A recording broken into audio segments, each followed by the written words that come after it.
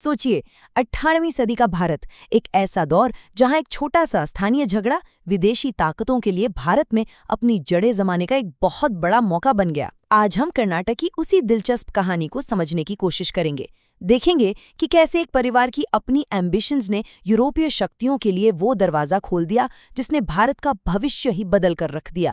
तो आज का बड़ा सवाल यही है कि आखिर कैसे घर की लड़ाई बाहरी दुनिया के लिए एक खुला न्योता बन जाती है। कर्नाटक की ये कहानी ना इस सवाल का एक बहुत सटीक जवाब है। ये हमें दिखाती है कि जब अंदर की दीवारें ही कमजोर पड़ जाएं तो बाहर की ताकतें कैसे अपनी जगह बना लेती हैं। ठीक है, तो इस कहानी को समझने के लिए ना थोड़ा पीछे चलना पड़ेगा। ये पूरा मामला समझने के लिए ये जानना बहुत जरूरी है कि उस वक्त सत्ता का ढांचा कैसा था। तो चलिए पहले मुगल साम्राज्य की उस पुरानी व्यवस्था पर एक नजर डालते हैं। देखिए, उस समय मुगल साम्राज्य बहुत बड़ा था, है ना? तो उसे ठीक से चलाने के लिए अलग-अलग प्रशासनिक हिस्सों में बांटा गया था। इन्हीं हिस्सों को सूबा कहा जाता था। आप इन्हें आज के राज्यों की तरह समझ सकते हैं। हर सूबे का एक गवर्नर होता था जो सीधे मुगल बादशाह को जवाब देता था। मतलब एक मजबूत सेट सिस्टम था जो सालों से चला आ रहा था। और जिस कर्नाटक की हम बात कर रहे हैं वो दक्कन के इन्हीं सूबों में से एक था, और इसका कंट्रोल था हैदराबाद के ताकतवर निजाम के हाथों में। तो पावर की हायरार्की एकदम साफ थी। सबसे ऊपर मुगल बादशाह, उनके नीचे निजाम और फिर कर्नाटक का गवर्नर। सब कुछ एकदम व्यवस्थित था, या यूं कहें कि देखने में तो सब व्यवस्थित ही लगता था। लेकिन फिर कहानी में एंट्री होती है एक ऐसे शख्स की जिसने इस सदियों पुरानी व्यवस्था को चुनौती देने की हिम्मत की।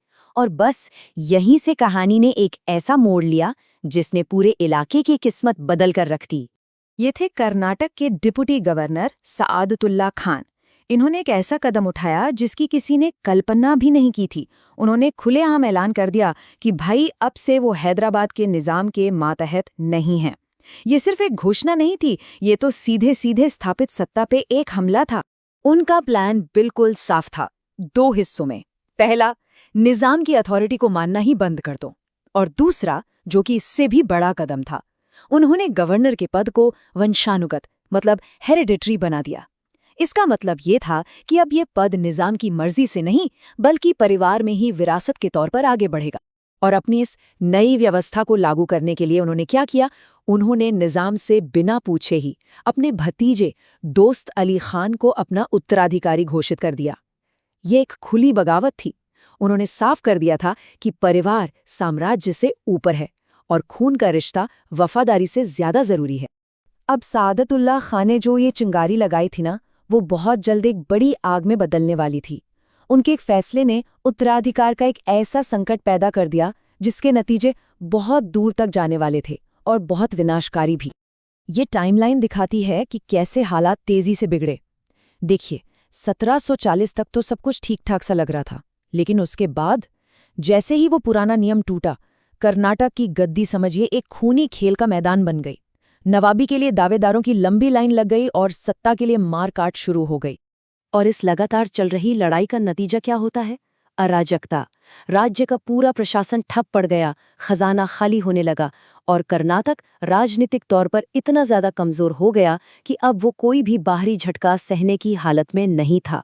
और देखिए, इतिहास का एक सीधा सा नियम है, जब भी कोई ताकत अंदर से खोखली हो जाती है ना, तो बाहर गिद्ध की तरह नजर गड़ाए बैठी ताकतें मौके की तलाश में रहती हैं।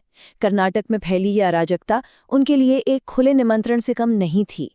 तो बड़ा सवाल यह है कि हजारों मील दूर से भारत के इस दक्षिणी कोने में चल रहे इस खेल पर आखिर नजर किसकी थी? कौन था जो इस कमजोरी को अपने सबसे बड़े मौके में बदलने के लिए तैयार बैठा था? जवाब था यूरोपीय ट्रेडिंग कंपनियां। जी हाँ, वही फ्रांसीसी और अंग्रेज जो यहाँ आए तो थे मसालों और कपड़ों का व्यापार करने, लेकिन अब उन्हें इस राजनीतिक उथल-पुथल में अपने साम्राज्य की नींव रखने का एक सुनहरा मौका दिख गया था। तो इस पूरी कहानी से निचोड़ क्या निकलता है? यही कि जब स्थानीय ताकतें आपस में लड़ने लगती हैं तो वो अनजाने में बाहरी शक्तियों के लिए रेड कारपेट बिछा देती हैं।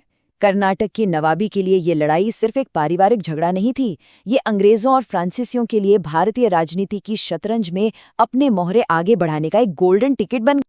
और ये कहानी हमें आखिर में बहुत बड़े सवाल के साथ छोड़ जाती है कि जब घर में ही फूट पड़ जाए तो दरवाजे पर दस्तक दे रहे अजनबियों को कौन रोकेगा? कर्नाटक को कहानी एक कड़वी सच्चाई बताती है कि इतिहास में ऐसे मौक़ों पर दरवाजे अक्सर खोल ही दिए जाते हैं।